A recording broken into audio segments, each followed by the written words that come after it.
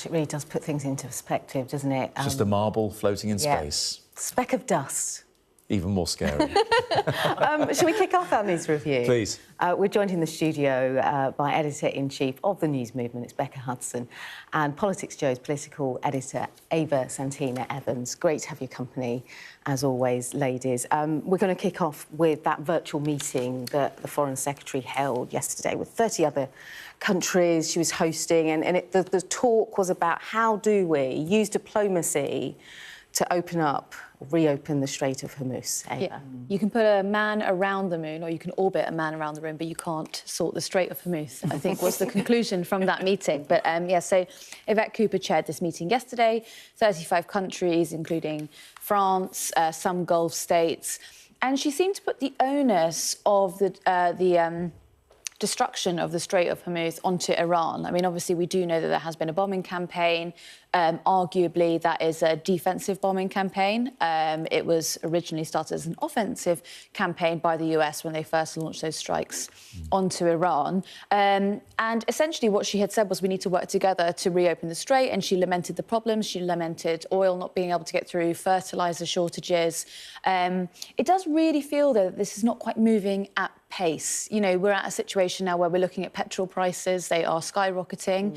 Over in Australia, Albanese's been talking about please don't stockpile petrol because we could potentially be looking at a crisis if you do that. You know, over here it does feel rather stagnant. It does sort of feel like we are just hoping tomorrow might be the day when it all ends and clears up and goes back to normal. But that's really interesting, isn't it? The different leaders around the country, around the world rather, and the stance that they're taking, because Keir Starmer's address was very different. It was very avoidant, I think you could argue, you know, and this has been going on for a couple of weeks now. It really does sort of feel that we are attempting to maintain that special relationship with the US, and it does feel that perhaps to Keir Starmer saying less is better, rather than actually actively being involved either way in the conflict, whether that's supporting the US or actually telling the US you need to back down.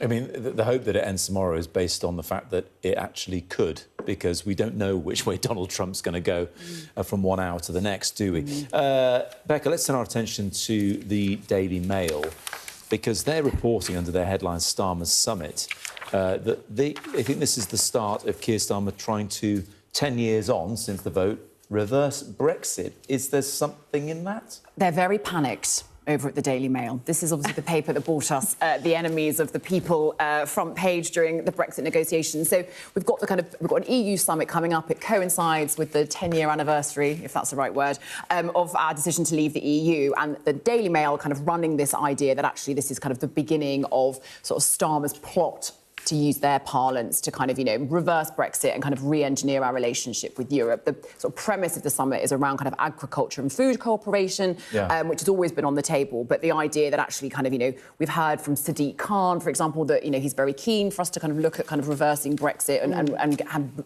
building that closer relationship with the EU. And the sort of, you know, the pages here sort of peddling this idea that this is sort of the beginning of that sort of, you know, reversal of that decision. I mean, there are lots of ways that we should, you know, be looking to, you know, close in our relationship with you. You know, we're just speaking now about kind of international cooperation in the face of what's happening in Iran. Defence, we've got a war raging in Europe, and you've got a president of the United States undermining the NATO alliance. So actually, it feels incredibly strategic and important that we would kind of shore up ourselves as a regional power in Europe.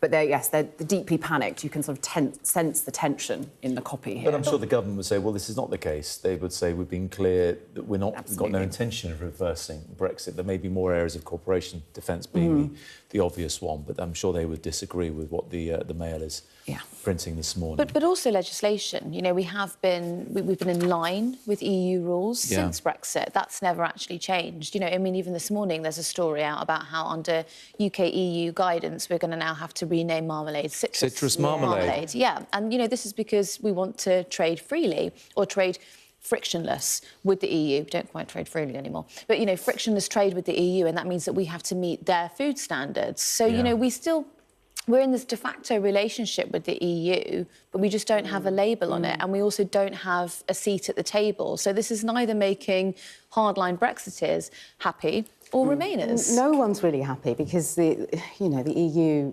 could just give Starmer the cold shoulder, because in a a couple of years, there's a new government, and they don't want that. So you can't be in and out, is the argument of this relationship that's not defined within the European Union. And then we could, we could be in a situation where if we're renegotiating with Europe, they say, well, you've got to take the euro. And that was actually a pretty hard line. The currency, I think, you look back at the polling from years ago, that was sort of the hard line for pretty much everyone. It didn't matter which side you sat on the argument. No one wanted the euro. And that's the sort of negotiating strategy that Europe will be able to go after. What else is marmalade made from if it's not Seville oranges? That's a new one on me. I'm looking forward to finding out. Yes, I've travelled to the continent to find out. Times next, Ava. Miliband. Looks like another U-turn by the government, though. Miliband to approve North Sea gas field as their lead story today. Well, I mean, I can't imagine that Ed Miliband would be doing this willingly. He has spoken, tirelessly around the North Sea and not drilling. He's also, very anti-fracking. He's a big renewable energies guy. And he's also made, multiple clips on social media from his own account, actually just sort of trying to drill home, sorry. I love it. But, actually the international markets set the price of oil. So if you go off and drill in the North Sea, that's not going to have an effect on, for the average consumer who's at home. But this pressure's really coming from the Chancellor. It's coming from Rachel Reeves. It's potentially looking ahead to the May elections where Labour are likely to hemorrhage votes. You're looking at Reform and Conservatives who are saying, well, actually, maybe we should drill in the North Sea to help people who are struggling. Perhaps it's a bit of politicking. Yeah, but, I mean, does this speak at all of any kind of a split at the top of government between Miliband? Absolutely. Well, very recently we were talking about kind of Ed Miliband as the kind of heir to Starmer. He was having the Great War, wasn't he? He was kind of winning, he's winning the social media war, very flattering op-eds written about him in kind of left-leaning magazines. But this feels like a huge compromise. And to Ava's point, this is clearly about kind of shoring up some support ahead of the locals in May, and also a contribution, looking like they're sort of trying to ease the cost of living crisis that, we're sort of that is looming when we think about the impact that Iran's going to have on petrol prices. Shoring was very nice, though. There we go. We're very good at these puns, aren't we? The whole heir to Starmer thing, though, I mean, he'd been there before, and it was a pretty bruising experience. You wonder if he'd actually want to take over as leader again. Or unfinished business. You never know. Maybe unfinished business. Maybe David Miliband has been back on our airwaves recently. Let's not go there. We're really going back to the future with this one.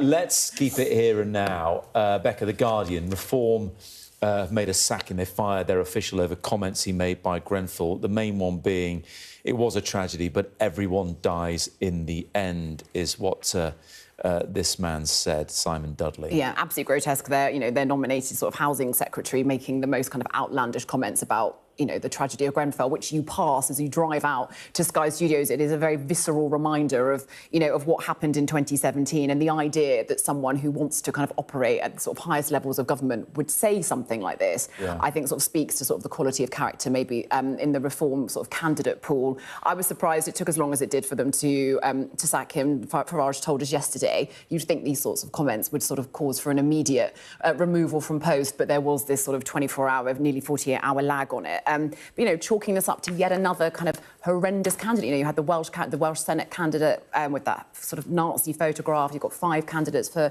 Scottish roles having to step down because of posts on social media. The vetting process and the scrutiny just isn't there. And some of the ugliest sentiments being shared by people who allegedly will form one of our next government. I would also say, for balance, Plaid Cymru had to politely ask one of their candidates to stand down after he had... I mean, I can't actually say it on breakfast television, but after what he'd said about children. He described them rather, it's not suitable for this time of the morning. But it does seem that perhaps the local elections have really snuck up on parties, and it does feel actually that perhaps the vetting process wasn't quite ironed out. Although Plaid have kept some candidates in place who had made controversial comments about Israel, for example, haven't they? And they haven't taken them away from running. So yeah, it raises all sorts of interesting questions about people's points of view. Yeah, let's talk now. This is in the Times. A trade wife movement.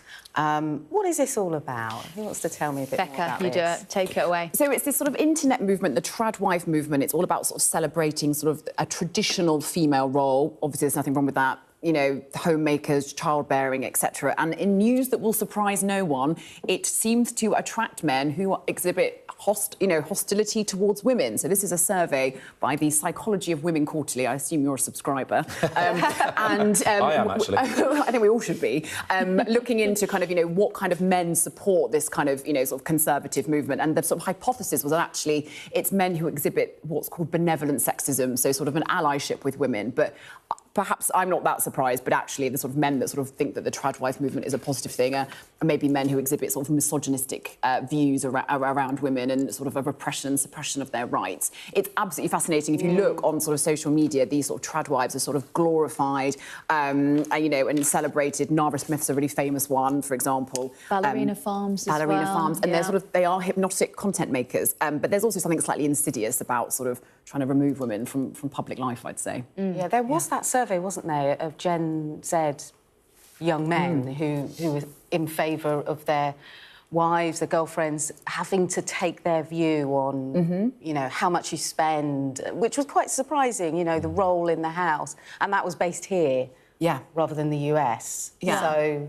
it's a huge movement, isn't it? The Manosphere documentary by Louis Theroux, I don't know if you've seen it. Yeah. Was quite sad, actually. Yeah, eye-opening. I think that, you know, the sort of the trad wife and the manosphere is very over-glamorised as well on social media. You know, these are very wealthy people who might have hereditary wealth, who might, you know, have had huge success in business, and they are leading a very glamorous life and, you know, in the meantime also spewing Or are some they? That's what they're foul presenting, rhetoric. isn't it? Yeah. Ava Becker, thank you very much Thank indeed. you. Back in the next hour, we'll be speaking to Robert Jenrick.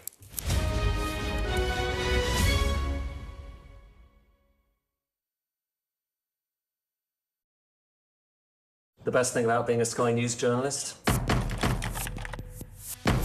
going to take you behind the scenes.